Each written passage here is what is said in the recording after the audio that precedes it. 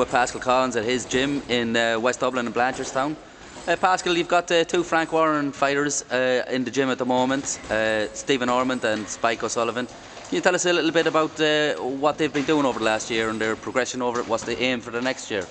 Well, firstly, as you know, with Gary O'Sullivan, he's been inactive for the last 12 months.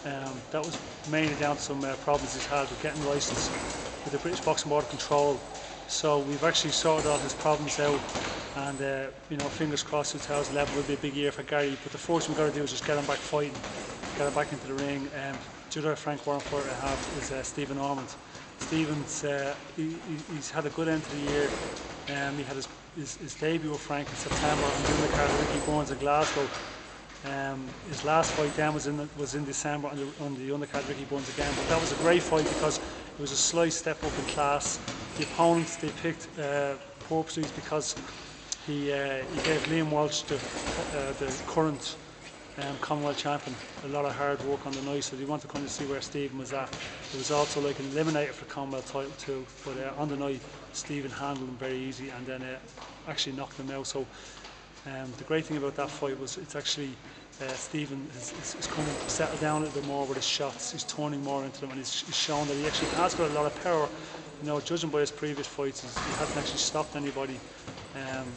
Plus on Sky Sports top 10 knockouts of 2010, he was voted number 6 or 7, which is a great little bonus, a great finish to the year. So we have a lot of big plans out for Stephen. I reckon probably late February, early March he'll be out again, maybe an 8-10 rounder, and then I reckon by May he'll be fighting for his first title. Yeah, there's a lot of talk of him fighting one of the Walsh brothers who were also Warren fighters. Is that something that's has it been talked about, or? Well, absolutely. That fight was actually that was a fight that was being talked about prior to his last fight in Glasgow. I had sat down with Dean Powell. I said, listen, Liam Walsh said he's only 10-0. He's just won the Commonwealth title. I said it'd be a great fight for Stephen to maybe go after him. He's a good style. Now he can't punch. I know Liam can punch a bit, but Stephen's, you know, he's got that style that he can take a shot and give a shot. And I think he actually would beat Liam. So we spoke to Dean Powell, and Dean Powell says, yeah, no problem, that'd be a great fight. And his name has been mentioned, but since his last fight, since the fashion that he actually destroyed his last opponent, they actually have kind of gone back a little, and they're saying, well, you know, what's the point in having two of our fighters fight each other when we can have them both fight for titles? Yeah. So you know, and I actually agree with him. I mean, if I promote two good fighters, why would they have them fight each other? So I reckon Stephen could fight probably for an EU title or a Celtic title. Yeah, he qualifies for. He qualifies for the Commonwealth title as well, doesn't he? He does qualify for the Commonwealth title, and that's the fight as we were talking about with Liam Walsh. Yeah. But it's like I say, the fight probably won't happen now because of how he destroyed his last opponent. It's a dangerous fight for Liam Walsh. It's a dangerous fight for us too. I mean, I take nothing away from Liam Walsh. Liam Walsh is a great fighter, but there's more pressure on him than would be on us. But after the last fight, I don't think they'll fancy it. Yeah, and then of course there's Spike. You know, Spike's been on the sidelines almost for quite a long time. Especially there's a lot of hype coming out of Cork about Spike. He's got a lot of charisma, and he's a hungry fighter. Like, you know, is there a danger that he'll have built up so much ring rust, and probably was the prime of his career? Do you think that could have a detrimental effect on his career going forward? Not really, because I mean, people talk about ring rust. It's not. You know, it's just he's inactive as far as fighting is concerned. He's been always training. He's been always in the gym. He's been always learning. You get 1 or 2 fights under your belt, getting the 6th round and 8th round, that's gone. You know, that rust is gone. I mean, I know fighters. I mean, my brother Steve was middleweight champion of the world for over a year before he even had a fight, and then he got a big fight with Shoebank and beat him. So I mean, being out of the ring it's more psychological than anything. And I think it'll actually work in Spike's favour because he's had a lot of personal issues that he's now kind of solved. He's been carrying a few injuries. He's put on that extra few pounds. You know, he's matured more. He'll be a hungry fighter, and it's also, you know, it's kind of taught him at an early stage that it's not all straightforward in boxing. It's a tough. There's a lot of tough stuff goes on. That's totally out of his. Out of his control. Out of his control, yeah, and it's good to probably get that out of the way early. Yeah. 2011, I think, is going to be a big year for both Spike and Stephen. And you know, there's other fighters. You know, I've been teams training here now, and when I first got into the gym, he was. I didn't really know him that well. I've got to know him as a person, and he's a real good person.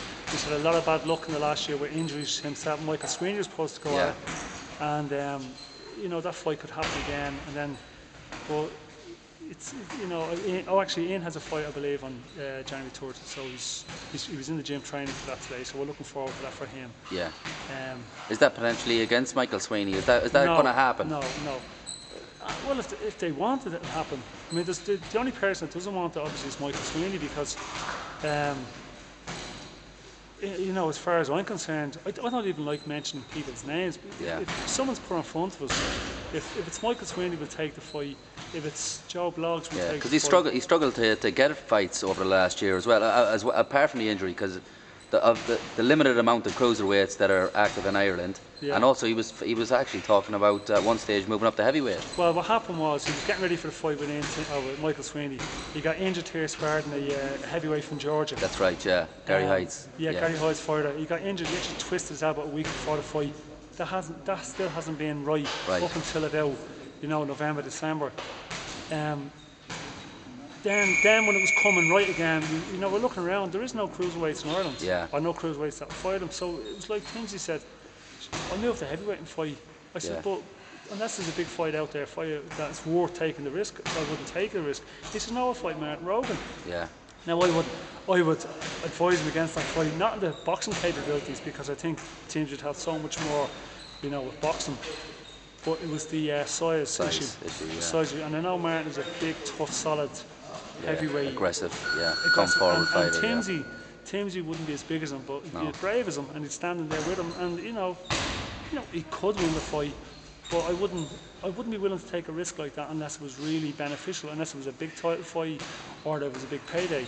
Yeah. But apart from that, it'd be just mental. It'd be a crazy kind of fight to take, But bit of a freak show. That's why I make decisions for Timsy like that, because if you left it in, would fight anybody, and he'd fight two people on the one night.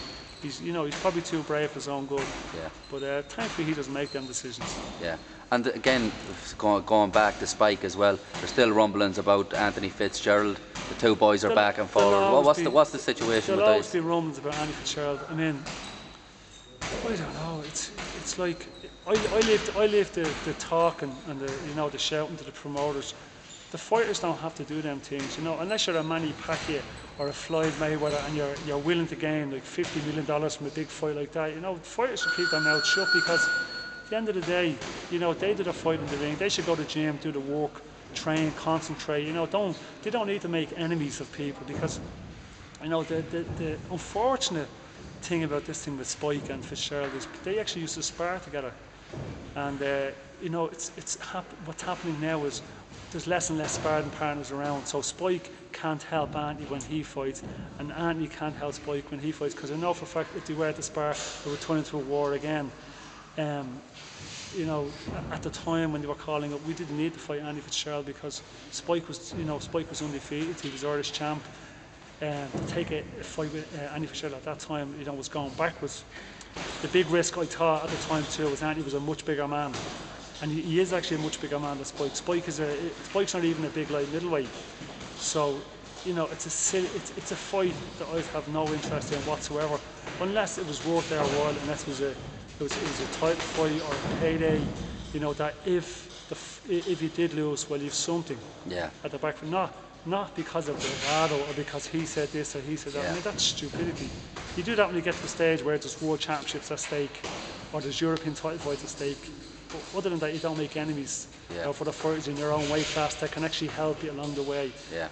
And but Anthony's doing well since we last spoke to him, and I wish Anthony the best of luck. He's actually not a bad lad. But as far as I'm concerned, Spike will fight whoever's put in front of him. All right. Well, listen. Good luck to all of your fighters in 2011. Thanks very much, and good luck with your